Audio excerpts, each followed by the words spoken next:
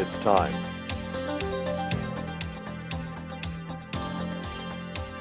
It's time. And now, it's time for Herman and Sharon. I love you. Hello. I love you. I love you. I'm not hearing any music. I don't know. T, you blew it again. Aw, poor T. Where's T? Everybody was kung fu Just like my whole life, a little late. What does that mean? This is the only thing that I can do. That's really, see that? You better watch doing that. For a guy 70, that's Vito is laughing. He's really laughing. Now, why is that music playing, dear? You didn't get it? Yeah, I got it, but I don't think the audience got it. They're trying to say, why is he playing this music? Kung Fu. Do you know what that song is? Kung Fu? Kung Fu Panda? Thank you, T. Better late than never. That's what I say. But today, we are going to cover something that is, I have to be truthful with you. When I first started the book, I said, nah, I don't think so. I took it back to Linda, our assistant. Yeah. Then I went back and got the book. And here I am, interviewing the guy that wrote the book. Well, the name of the book is Shocking Secrets Behind Martial Arts and Yoga. Okay, Right? Yes. Tell them about it. Okay, Dr. Vito Rallo is a former 5-time national karate champion. Wow.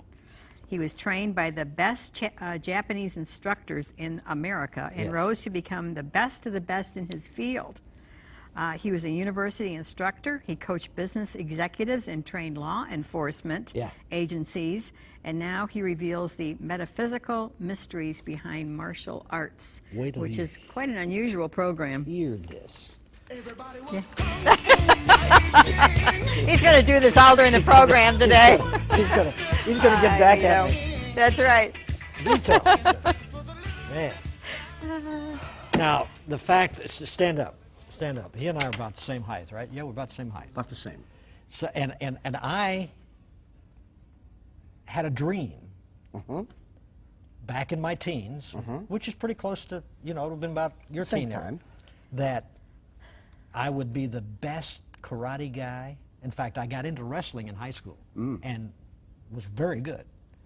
So because of my size, I was always getting beat up.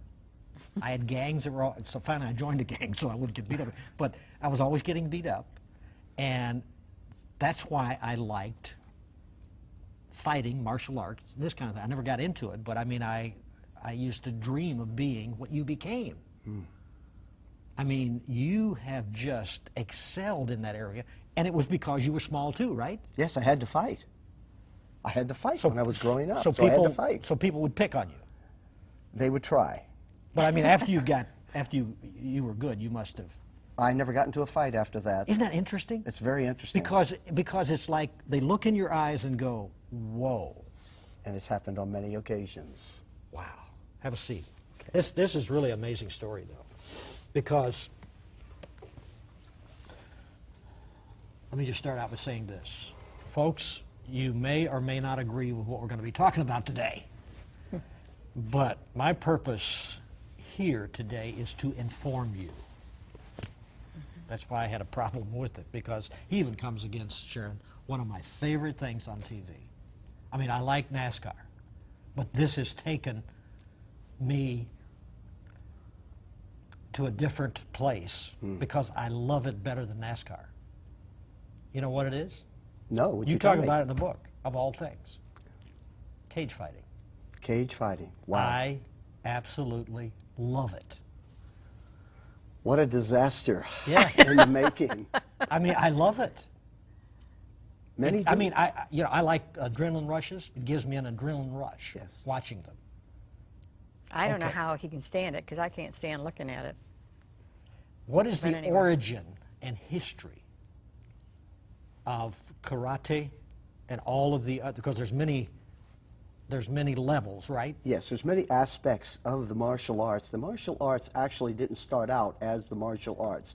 It actually started through Hindu priests, which began to hear and download things through divination, that they were able to understand the yoga aspects, or that's where we get yoga from today.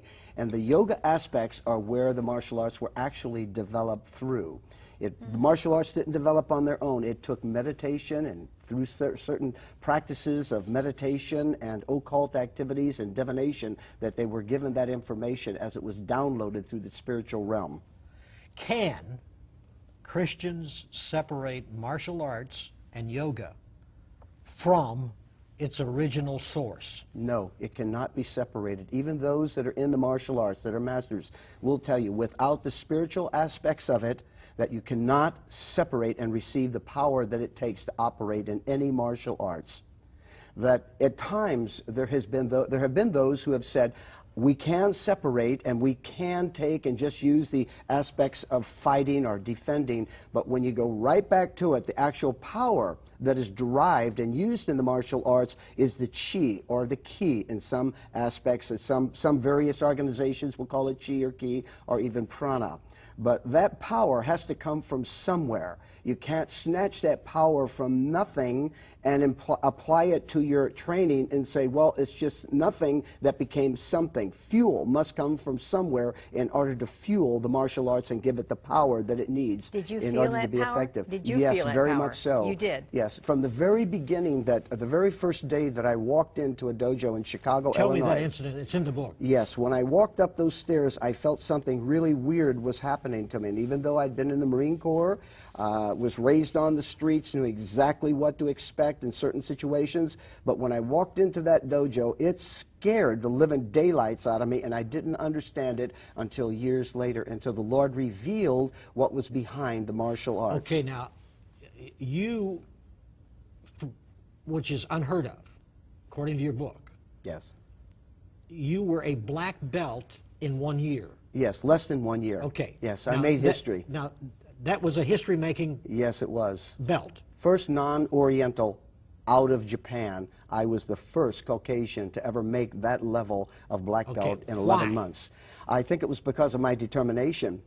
My determination was to become the best, not to be a black belt or any other degree. My desire was to be the best that I could be, and so I set aside all of the ranking systems, and I decided that I wanted to be the best. I wanted to kick butt with style. So you could have killed somebody. Yes, very easily. The whole training, the whole premise of the training, and so how someone could say that they would train in order to just defend themselves.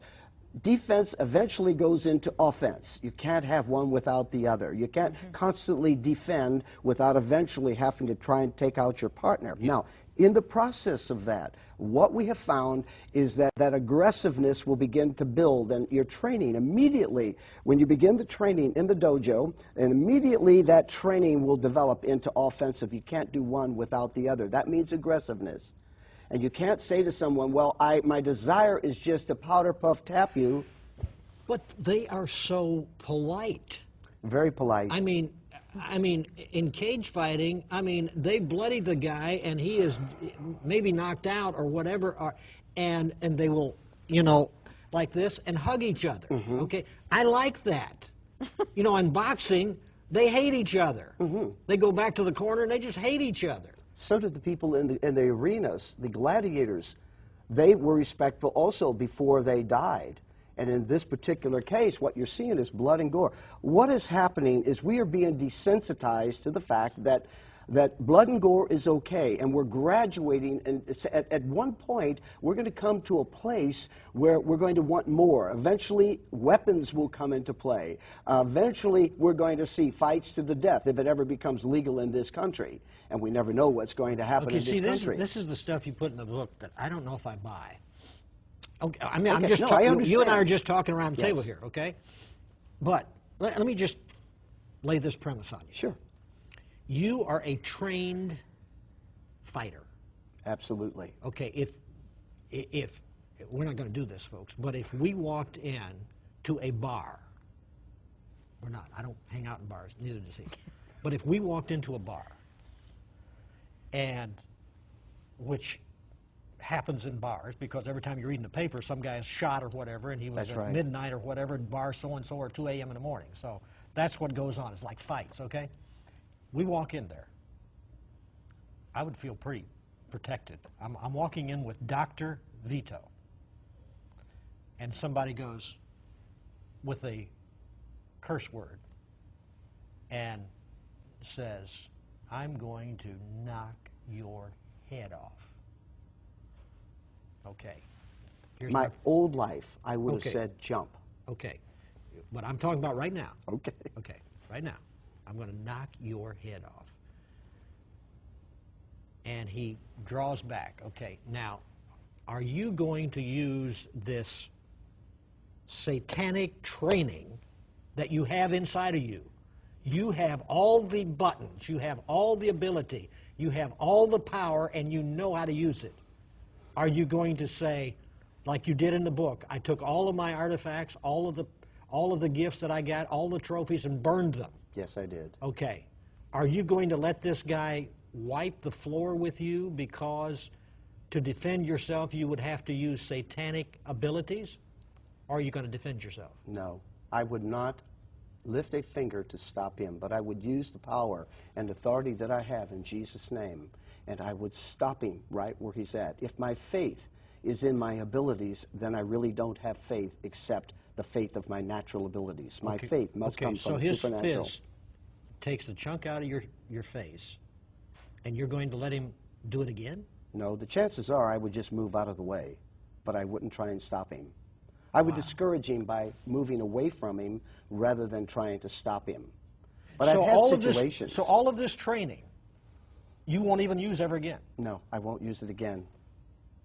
I've had I circumstances. can understand exactly where you're coming from. I've had circumstances where men were violently trying to attack me with words, and they could not get within a 3-foot radius of me because I was protected. The story of Nicky Cruz and David Wilkerson is a prime example that Nicky Cruz had a reputation of never missing, but he couldn't change the situation that was happening there. He couldn't get to David. And in that process, he was able to do nothing. And yet, that day, 2 lives were changed, both David's and Nicky Cruz. For all eternity. For all eternity. And today, they're changing the lives of millions of people around the world. Well, the Bible says turn the other cheek, Yes. right? If someone comes at you, you know, it doesn't say slug them and take them out. It just says turn the other cheek. Yes, Jesus didn't use any special techniques. If we were ever going to be taught, and if he wanted us to use any type of technique to defend ourselves, he would have shown us. But he didn't. The opposite Well, they was beat him done. to a pulp. Well, that They was at whipped the end it. of his ministry. Yeah, they whipped him Yes. and pulled chunks of flesh out of him with lead-tipped That's correct. whips. That's correct. If we're willing to die for our faith, then that's the answer. We must be willing to die. One of the things that I'm always concerned with is that people send children into self-defense classes and taekwondo, At church. karate, at churches. Churches are loaded. Yeah. Churches are loaded today. It's crept in.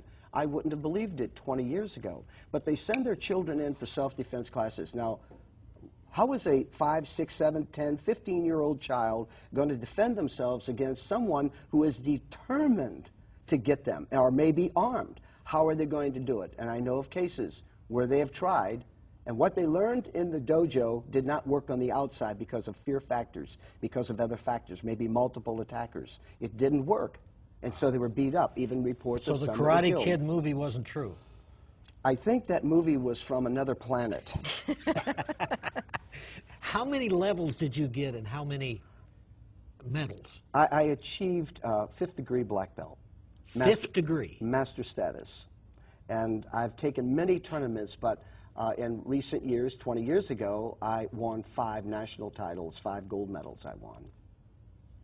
I was never interested in titles. I was interested only in the competition aspects of it. And in that competition, what I did find out is that my Christian faith didn't align with what I was doing in the ring. My desire when I went into the ring was not to hug and embrace that opponent that I was up against. My desire kicked in as the old man, and my desire was to either maim or kill him with control. Now, you said that they have such power that they can knock you down without ever laying a hand on you. No, that's not quite true. Okay. They can do it with a very slight punch or kick or whatever. So they, but there's going to so they can't just stop. No, there's no such thing. There is an extension of power, but it just doesn't stop before it hits the target. It must continue on and touch that person. Where I was trained to stop within a quarter of an inch of that person, I think what most people don't understand, especially when they see the cage fighting, the pride fighting, and all of these things, is that what they're seeing is glorified street fighters that have had some training in the martial arts. Oh, yeah. And so in that fighting, you see there, I've seen them go in there with crosses tattooed all over their backs, and I've seen them with all of these Christian symbols and go in there and try to dismantle that person any way that they can. Now, is that God's love? Is that Christian? A Christian walking the life of love, or is that someone who is trying to do great bodily harm to that other person? See, you've stopped preaching and gone to meddling now. Sort of. Now, were you a Christian when you were winning all these medals and you were into this full time? Yes, I were you a was. Christian then? Yes, I was. I Okay. came out of the martial arts after I got saved. I had an elder in a church say, let's bring it back in, Vito. Let's Christianize it, clean it up. We'll call it Christian martial arts. And in that moment, I knew it was wrong, but you know what? It didn't make any difference because I respected that man of God. But if you put the Christian name on it, doesn't it make it Christian? Well, if we put the Christian name on prostitution, does it make it Christian? Very good. I like this Well, guy. he's got all this in the book. It's the reason I'm feeding I him. know, but it's great. He's really good. All right, no, just one more thing now. Sure. All right, so you became a Christian, what, at a young age? Or? 1971. I was 30 years old. Okay. And at that time, you already were into this martial arts big time. I was instructing 4 different universities. I also had my own dojo. So Okay. So you weren't a Christian when you started this then? No, You became a Christian when you were into it big time. That's right. That's what I wanted to know. Yes, and after I got out, I had church leaders bring me back in and say, let's use this as an evangelistic tool. Did you know right off the bat when you became a Christian that what you were doing was wrong? No, it took a while. I saw something that I had never seen before. I was at a tournament that I was conducting, and I saw something that happened in slow motion, and the Lord showed me. Everything became surreal as I watched these 2 young men. They were about 10, 11 years old, and one had fear on his face, the other had terror on his face, and the people in the audience were shouting out, kill him, you know, knock him down, beat him up. And the Lord stopped me and said, look what you have created. Wow. Look what you're involved in. And it slowed down for me, and I don't know how that happened, but when it slowed down, I could see everything as though it was floating around me, and the Lord began to speak to me, and he said, is this what you want to remain in? Is this what I've called you to be and do? And at that point, I came under conviction, and I stopped the match in the middle, and the audience was just mesmerized by what was happening because they'd never seen this before, and I began to speak to the audience. Is this what you want for your children? Wow. Wow, And really? it made a huge change. And it was about a year later, 9 months to a year later, that the Lord said, now, give it up, son. You've wrapped that belt around you long enough. Now it's So time. it took a year or so before it took almost a year, because it was in Really? another tournament that I came to the place that I realized the Lord said, now do it. And I had to listen, Yeah. or I would be in total disobedience to the Lord. And Sicilian Italians, they go for the throat. And a whole lot more. 70,000 Hindu missionaries in the U.S., yoga instructors, and many are claiming to be Christians in your book. Many. Yeah. Many are claiming to be Christians, but the Hindu gurus know. They know what is connected to it.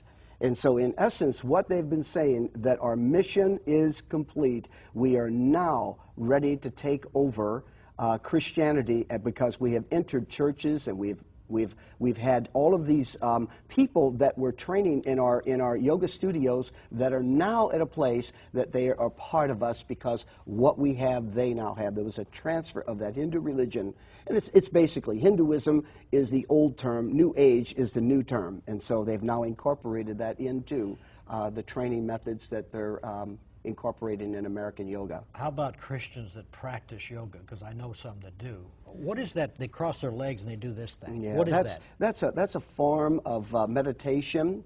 that is actually what they're doing. That meditation is actually making connection with Shiva. Shiva is one of the three main Hindu gods, Shiva, Brahman, and Vishnu. And these three are actually behind this mess that we're in America right now.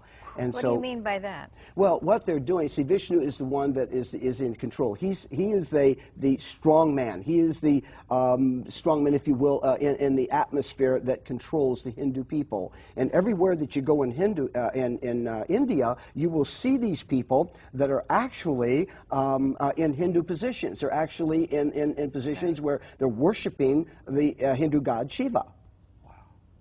But if I don't want to worship that God, you mean it's still I'm worshiping it? The positions are still the same. Wow. Okay. Alternative therapists. I mean, these people that you go in and they put these rocks on you, or maybe they have this music or whatever, and you're getting these therapy. And you say in your book that, yeah, many times people walk out there and say, you know, I've never felt this good in weeks. I mean, I'm loose. You're saying because they're touching you. Right, the laying on of hands. The laying on of hands is as old as man.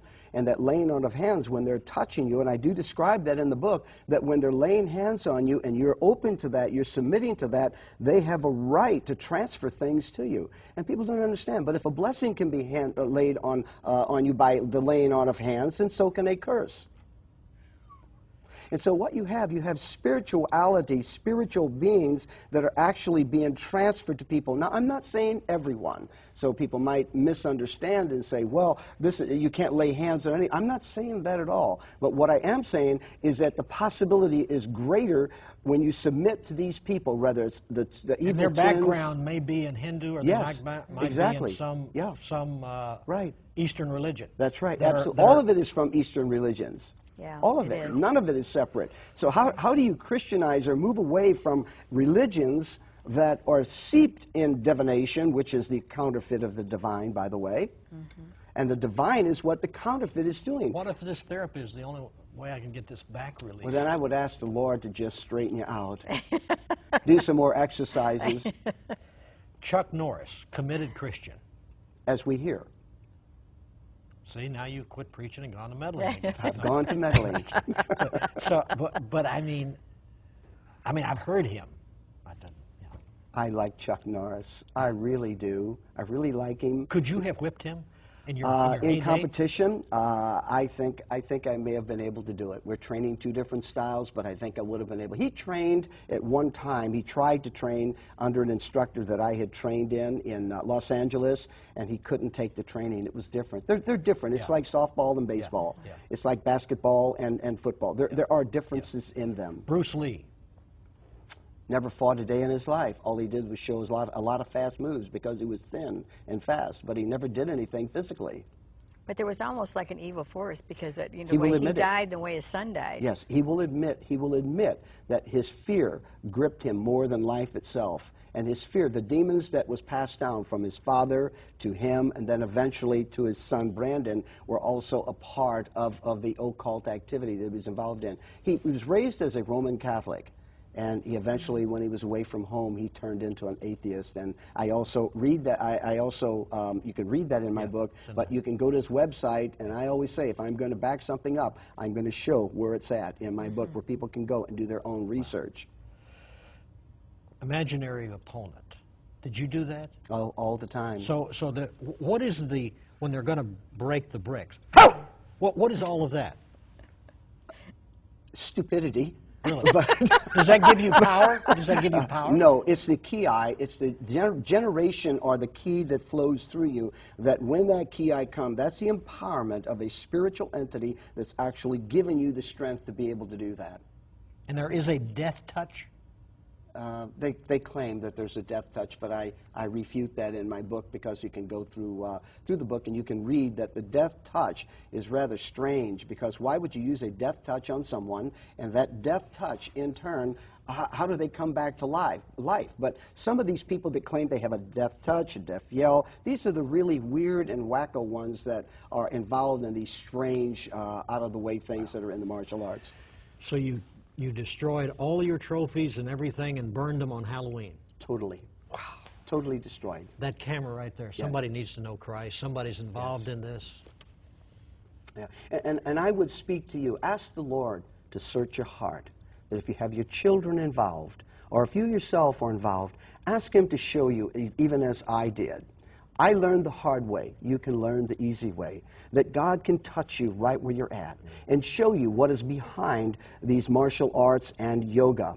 And I just pray for you right now that God will remove the strength, the strong man, the things that are causing you to be fearful, and those things that would cause you to continue to operate and trust in your own self. Pray for them. Father, in the name of Jesus, I pray for each and every viewer that, Lord, that they will come to a place, not first and foremost to know you, Lord Jesus, but I pray that, Father, you would give them the sight, open their eyes that they may not be blind, give them the ears, unstop their ears, Lord, and give them a heart that's pliable, that you may teach them, that you may bring them to a place that they would truly know and understand your will and your way in their lives. Free them, Lord, free them, and allow them to be what you want them to be, with no hindrances, no strongholds in their lives. Great. That website, when you start reading this book, there it is right on your screen right now. Get your copy. If you're like me, it's like, oh boy, because he does step on your toes. And you're going to have to read this with an open mind and say, just like I did, Lord, I want to know. And we're passing this information on to you. Yeah. Now you've heard it. What are you going to do with it? God bless you. Bye-bye.